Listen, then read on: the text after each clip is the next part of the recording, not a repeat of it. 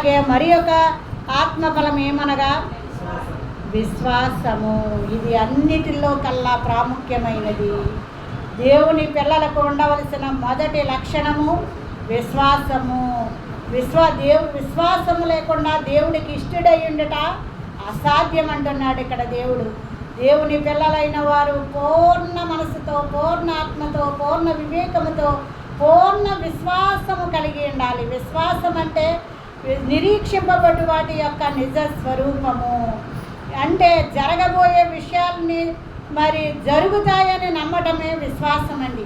నీకు రోగం ఉన్నదా, అది దేవుడు తగ్గిస్తాడు, స్వస్థపరుస్తాడు అని నువ్వు విశ్వాసము కలిగి చికిత్స చేయించుకుంటూ దేవుని మీద మరి భారము వేసుకుని విశ్వాసముతో ముందుకు సాగినట్లయితే నిన్ను స్వస్థపరచు యెహోవాను నేనేనని దేవుడు సెలవిస్తున్నాడు. కాబట్టి మరి విశ్వాసము, నీ విశ్వాసమే నిన్ను ముట్టి స్వస్థపరుస్తుందని అన్నాడు.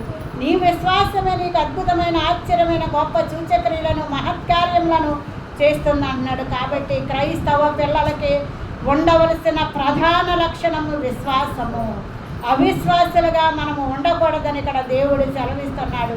అవిశ్వాసులంటే మరి లోకములోను, దేవునిలోను, సాతానులోను, దేవునిలోను ఉంటూ లోక క్రియలలో, సాతాను క్రియలలో, దేవుని క్రియలలో ఉన్నట్లయితే అవిశ్వాసుల లిస్టులోనికి వారు వస్తారని ప్రకటన గ్రంథంలో మరి దేవుడు రాశారు.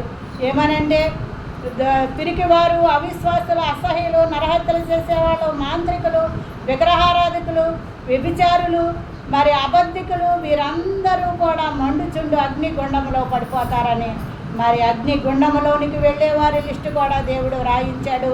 మరి ఆత్మ ఫలములు కలిగి ఉన్నవారు దేవుని లోకానికి అర్హులని కూడా ఇక్కడ దేవుడు చెప్పడం జరిగింది.